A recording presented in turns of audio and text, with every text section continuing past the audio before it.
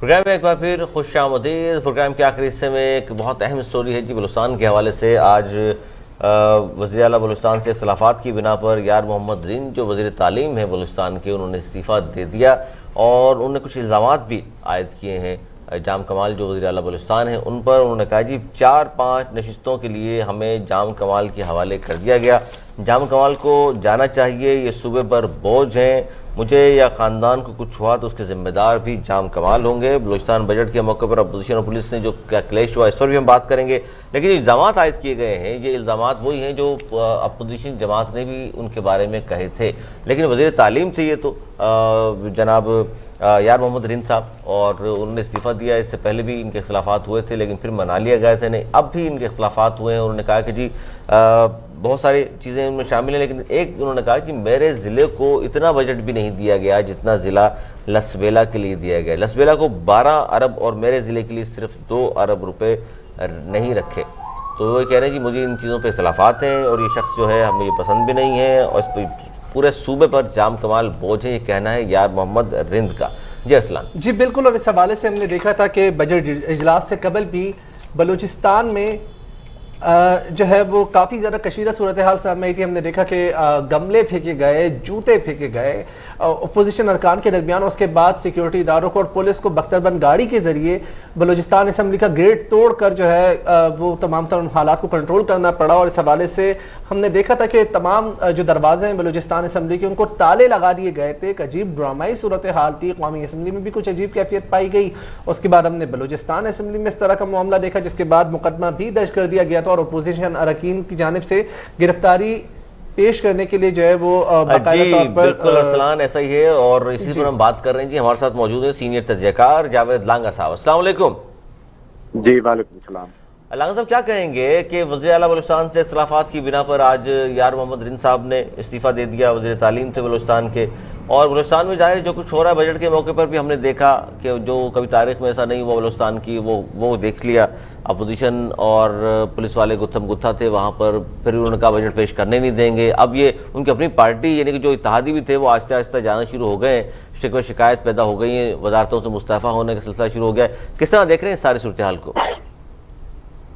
جی دیکھیں، بلوچستان کی جو کوئلیشن گورنمنٹ ہے جس میں پی ٹی آئی اور باپ پارٹی شامل ہے، ان کے درمیان اختلافات جو ہیں وہ وقتاً فوقتاً ظاہر ہوتے رہے ہیں مختلف اشکال میں، اور جو سٹنگ اسپیکر ہیں قدوس بدن جو ان کی اور وزیر اعلیٰ کی جو سرد جنگ ہے وہ بھی کافی عرصے سے جاری تھی اور اس کا مظہر ہم دیکھتے رہے ہیں مختلف واقعات میں۔ لیکن یہ جو تازہ ترین واقعات جس طرح آپ نے اپنے انٹرو میں کہا ہے، یہ میرے خیال میں ٹرکل ڈاؤن ہوئے ہیں جو وفاق میں جس طرح کا کلچر ڈیولپ ہوا ہے گالی گلوچ کا، اور پارلیمنٹ کو جس طرح بنایا گیا تھا جو ماحول، وہ بلوچستان میں اس کا آپ سمجھے کہ ایک چھوٹی سے آپ کو عکس نظر آ رہا ہے۔ یہ پہلے سے جو غصہ تھا ایک دوسرے کو اور ڈس ریسپیکٹ تھی، اور جام صاحب نے کبھی اپوزیشن کو سیریس نہیں لیا تھا، اور بڑے ایک عرصے تک آپ سمجھے کہ سائیکولوجیکلی ایک ڈپریس اپوزیشن تھی جس کی کوئی بات نہیں سنی جا رہی تھی، اور عوام الناس کی جو بات ہے وہ بھی نہیں سنی جا رہی تھی۔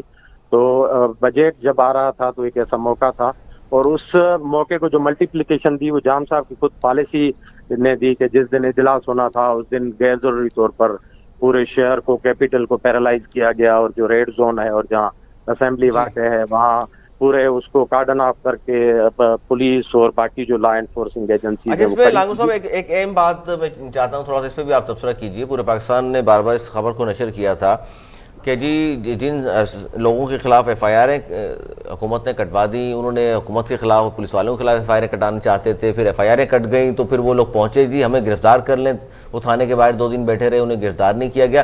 یہ کیا صورتحال تھی سر ساری؟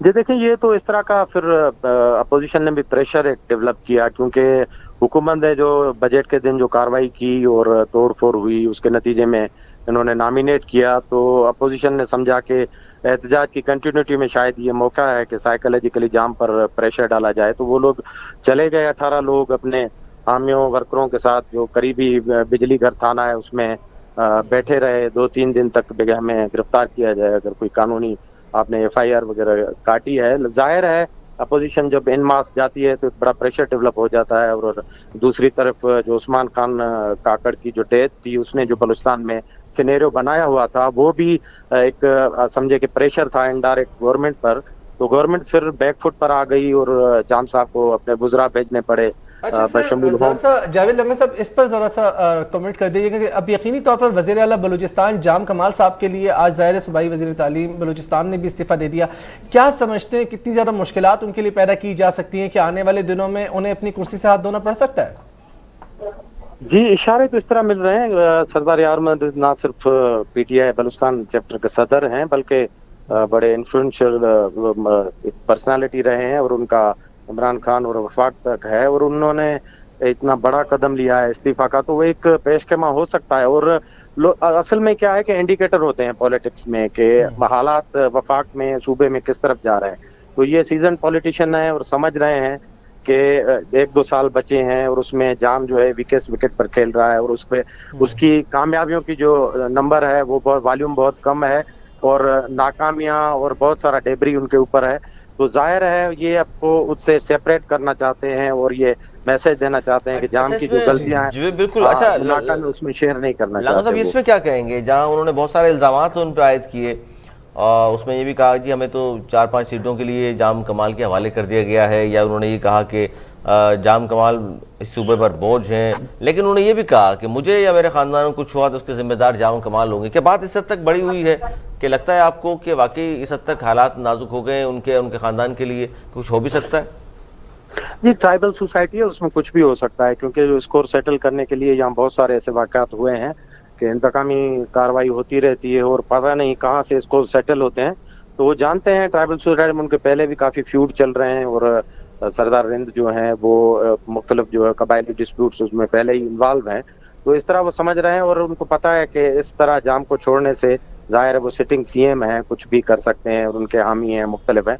तो बलूचिस्तान में ये होता रहता है। अभी तो आप देखें कि जिस तरह पॉलिटिक्स में कल्चर बना है, जो चीज़ें हैं इस तरह, तो वो लोग समझते हैं कि उनके साथ जो है इनडायरेक्टली कहीं ना कहीं से स्कोर सेटल हो रहा है। तो मेरे ख्याल में उन्होंने ये प्रिकॉशनरी तौर पर कहा है, लेकिन बलूचिस्तान की जो वैसे ट्राइबल जो सोसाइटी है उसकी ये रवायत रही है कि लोग कहीं ना कहीं से स्कोर सेटल तब्दीली देख रहे हैं आपके आने वाले वक्त में, चूंकि हुकूमत को जाहिर है 2 साल तकरीबन 2 साल का अरसे रह गया इस हुकूमत को, तो जाम कमाल साहब के जिस तरह के हालात है बलूचिस्तान के, आपको भी ये लगता है कि शायद तब्दील किया जाएगा? देखें, हम पहले भी बात कर रहे हैं, बलूचिस्तान को आप जरा बाकी मुल्क से डिफरेंट समझे। यहाँ की जो पॉलिटिक्स है कहीं ना कहीं से कंट्रोल होती है और इतने ऑटोनोमस और इंडिपेंडेंट जो है ना डिस्कोर्स नहीं होता पॉलिटिक्स में कि जाम कमाल हो या रिंद साहब हो या दूसरी पार्टियां वो इतना इंडिपेंडेंटली काम करें। तो यहाँ और भी फोर्सेज हैं, स्टेक होल्डर हैं बहुत सारे जो फैसलों में शामिल होते हैं। अगर उनको जाम को चलाना है तो वो बगैर किसी हिमायत के अपोजिशन के शोर शराबे में वो चलते रहेंगे। अगर ऊपर से इंडिकेशन, क्योंकि बलूचिस्तान में हर तब्दीली जो है इस्लामाबाद से होकर आती है और वहाँ जो मौसम होती है यहाँ इस तरह के जो ना कपड़े पहने जाते हैं। सर चले तब्दीलियां तो इस्लामाबाद से होकर आती हैं, तरक्याती काम सर कहाँ से होकर आते हैं? इतना बजट जो आता है इस साल भी देखा हमने 584 अरब रुपए का बजट है, तो ये खर्च होगा नहीं होगा सर? तरक्याती बजट भी जाहिर है अच्छा खासा रखा हुआ इस बार भी, तो इसके हवाले से भी क्या कहेंगे आप? हर साल ही देखते हैं हम कि बलूचिस्तान के डेवलपमेंट के हवाले से काम होता तो नहीं है, बजट में पैसे जरूर रखे जाते हैं। यही तो असल झगड़ा है, जो कोर इशू है ना बलूचिस्तान में होती है। पीएसडीपी जो पब्लिक सेक्टर डेवलपमेंट प्रोग्राम है उस पर बड़ा झगड़ा होता है और गुज़िश्ता 3 सालों से असल झगड़ा यही है। पहले पीएसडीपी बंद कर दी गई थी और इस मरतबा जब रिलीज की गई है तो बशमूल सरदार रिंद और अपोजिशन और बाकी जो जाम साहब से नाराज लोग हैं उनका कहना है इन्होंने मुतबादिल वहाँ लीडरशिप जाम ने बनाई हुई है जो अनइलेक्टेड है और सारे फंड उनके थ्रू जो है वो खर्च हो रहे हैं, डिस्पेंस ऑफ हो रहे हैं। तो इन लोगों का सबसे बड़ा गरज वही है, क्योंकि पीएसडीपी एक वाइड टूल है जो पॉलिटिशियन यूज करके यहाँ कुछ ना कुछ फेस सेविंग करते हैं। तो सरदार रिंद की भी यही शिकायत थी कि उन पे सारे पैसे किसी और जो है अपना उनके नवाजे के लोग हैं उनके थ्रू खर्च हो रहे हैं, उनको नहीं मिल रहे हैं। तो सारा झगड़ा ही तो पीएसडीपी का है, बलूचिस्तान में और कुछ है ही नहीं। अच्छा सर, जिस तरीके से जाहिर बात है हमने तमाम तर कैफियत देखी जो हमारे सामने आई, बलूचिस्तान असम्बली के बाहर जो हंगामा आराई रही, फिर उसके बाद मुकदमा दर्ज हो गया, फिर अपोजिशन अरकान जो है वो बिजलीघर थाने के पास जाकर गिरफ्तारी भी देने चले गए। अब आप क्या समझते हैं मुज़ाकरात होंगे, चीज़ें बेहतर हो जाएंगी? जिस तरीके से अली सरवर ने भी इस चीज़ को कोट किया, अगर हम कुछ लाख से ऊपर जाते हैं बलूचिस्तान के इलाकों में, कोयटा में अगर हम देखें, अगर हम एयरपोर्ट रोड अलमास चौक का इलाका देखें, सेटेलाइट टाउन देखें, दीगर इलाके देखें, तो कोई खातिर ख्वाह में डेवलपमेंट नजर नहीं आती پارٹی. تو جب جس فرنڈز کے لیے اتنی زیادہ جو تمام تر صورتحال کشیدہ ہوئی ہے, ان کا یہ لگیں گے اب جس طریقے سے علی نے بھی فرمایا, کیونکہ فرنڈز تو لگتے نہیں, تو پھر جھگڑا کس بات کا ہے؟ یہ جھگڑا اسی بات کا ہے کہ یہ الیکٹڈ لوگ چاہتے ہیں کہ جتنے فنڈ ڈیزگنیٹ ہو رہے ہیں یا اعلان کیا جا رہا ہے حلقہ وائز یا ضلعوں کے حساب سے, وہاں کے الیکٹڈ لوگوں کو دیے جائیں. ہر الیکٹڈ بندہ یہی چاہتا ہے کہ فنڈ اس کے تھرو ہوں, ڈپٹی کمشنر ان کا ان کی کچھ چلے, کیونکہ پالیٹکس پر ایک بڑی انویسٹمنٹ ہوتی ہے ہر جگہ پر شمول بلوچستان. آپ کو پتا ہے سینیٹر کے جو ہے 70 کروڑ کی بولی وہ بلوچستانی ہے جہاں سے لگتی ہے, تو اتنی بڑی ہیوج کانسٹیٹوئنسی انویسٹمنٹ میں بعد میں یہ پی ایس ڈی پی سے ہی کچھ چلا کے اپنا جو ہے کچھ اپنا کرتے ہیں, کچھ لوگوں کو کمپنسیٹ کرتے ہیں. تو کور جھگڑا یہی ہے. بلوچستان میں نہ انڈسٹری ہے, نہ اکانومی ہے, نہ کچھ اور متبادل روزگار کے ذرائع ہیں. لانگو صاحب یہی مسئلہ تو پھر یہاں کے اپنے رہنماؤں کا کیا دھرا ہے نا, عوام کا بیچارہ کیا قصور ہے؟ یہی نہیں, عوام تو کسی کھاتے میں نہیں آتا, کھاتے میں نہیں ہے. یہ سردار ہے, یہ قبائلی نظام ہے, بالکل یہ سردار ہے, یہ قبائلی نظام ہے, جام ہے, سردار ہیں, رند ہیں, کچھ بھی نام رکھ لیں آپ. یہی لوگ ہیں جن کے پاس بجٹ آتا ہے, یہ اپنے جیبوں میں رکھ لیتے ہیں, خرچ کرتے نہیں. اور پھر کہتے ہیں جی 70 سال سے بلوچستان پیچھے کیوں رہ گیا, ڈیولپمنٹ کے کام کیوں نہیں ہوئے, اور سارا نزلہ گرتا ہے یہ اسلام آباد پر. نہیں, اسلام آباد اس کا بالکل ذمہ وار ہے, کیونکہ اسلام آباد نے کبھی بلوچستان کو اس طرح اپنے فیصلوں میں کبھی خود مختار چھوڑا نہیں ہے. اور یہاں کی پالیٹکس وہاں سے رن ہوتی ہے, کور ہوتی ہے. میں نے آپ کو بتایا یہ ایک حقیقت ہے, یہ اس طرح کا استعارہ نہیں ہے. اسی وجہ سے سارے جھگڑے ہیں کہ یہاں کا وزیر اعلیٰ کبھی خود مختار نہیں رہا, یہاں کی اسمبلی کبھی خود مختار نہیں رہی. تو اس طرح لوگ سمجھتے ہیں کہ بھئی ہمیں اسلام آباد ڈیولپمنٹ کے کام کرنے سے کون منع کرتا ہے؟ اور دوسری چیز یہ ہے کہ آپ بلوچستان کی پالیٹکس کو سمجھیں, ٹربلڈ صوبہ ہے جس کی بارڈر جو ہے وہ ایران اور افغانستان سے ملتی ہیں, تو یہاں بڑے ڈسپیوٹ چلتے ہیں. پہلے سے اکانومی سیٹلڈ اکانومی نہیں ہے جس طرح پاکستان کے دوسرے صوبے ہیں جہاں انڈسٹری اور ایگریکلچر ہے. تو انڈائریکٹ اکانومی ہے لوگوں کی, اور جو سرکاری شعبہ ہے, پبلک سیکٹر ہے, وہ چلتا ہے اسی ڈویزبل پول سے جو اسلام آباد سے ملتا ہے.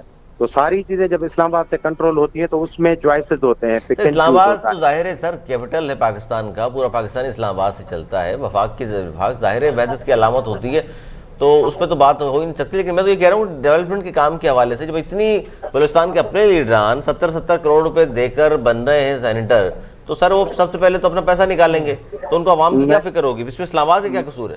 میں نے جب 70 کروڑ والے سینیٹر کی بات کی تو وہ اسلام آباد سے ہی آئے ہوئے تھے اور اسلام آباد سے بھیجے گئے تھے. اچھا سر, آخر میں چاہوں گا کیونکہ وقت بالکل کم رہ گیا ہے سر, 30 سیکنڈ ہے آپ کے پاس, اس مسئلے کا حل آپ کو کیا نظر آتا ہے سر؟ حل تجویز کیجیے گا. جی حل واضح ہے, آئین نے دیا ہوا ہے. پاکستان ایک فیڈریشن ہے اور اس میں آپ کا آئین آپ کو راستہ بناتا ہے, NFC ہے, اس کے تحت آپ کو صوبوں کو بااختیار بنانا ہے. اسلام آباد سے جو چیزیں چلتی ہیں اسلام آباد چھوڑ دے صوبوں کو آپس میں جانے, بجٹنگ ان کے معاملات فیصلے جو ہیں 18ویں ترمیم کے بعد بھی آپ یہ بات کر رہے ہیں. یہ میں یہی بات کر رہا ہوں کیونکہ 18ویں ترمیم کاغذات میں ہے, اور آن گراؤنڈ کبھی آپ اسلام آباد کا چکر لگائیں گے, اسلام آباد سے کوئٹہ آئیں گے تو آپ کو پتہ چل جائے گا. لانگو صاحب اسلام آباد سے خاص ناراضگی نظر آتی ہے آپ کی؟ کیونکہ اسلام آباد میں 20 سال سے جرنلزم کر رہا ہوں اور میں نے یہی دیکھا ہے کہ بلوچستان اگر بلوچستان سے رن ہو تو کافی بہتر ہو سکتا ہے. بہتر ہو سکتا ہے, بالکل. بہت شکریہ جاوید لانگا صاحب, آپ ہمارے ساتھ موجود تھے. آپ نے اپنے تجویز بھی پیش کی اور بلوچستان کے مسئلے پر آپ نے طویل گفتگو کی. سینئر تجزیہ کار ہیں اور کافی زیادہ گہرائی سے تمام تر معاملات کو آپ نے دیکھا اور آپ نے اپنا تجزیہ پیش کیا. کور کیا ہے ہمیشہ, بلوچستان بھی اور اسلام آباد میں موجود ہیں تمام چیزوں کو, خاص طور پر ڈائنامکس کو جانتے ہیں بلوچستان کے حوالے سے بھی. اسلام آباد میں ظاہر موجود ہیں, تمام چیزوں کو قریب سے دیکھ رہے ہیں. یہ سر ناظرین آج کا ہمارا پروگرام, امید کرتا ہوں دیگر پروگراموں کی طرح آج کا پروگرام بھی آپ کو پسند آیا ہوگا. اگلے پروگرام تک کے لیے مجھے اجازت دیجیے, اور مجھے بھی ارسلان نعیم کو دیجیے اجازت. مولا نگہبان.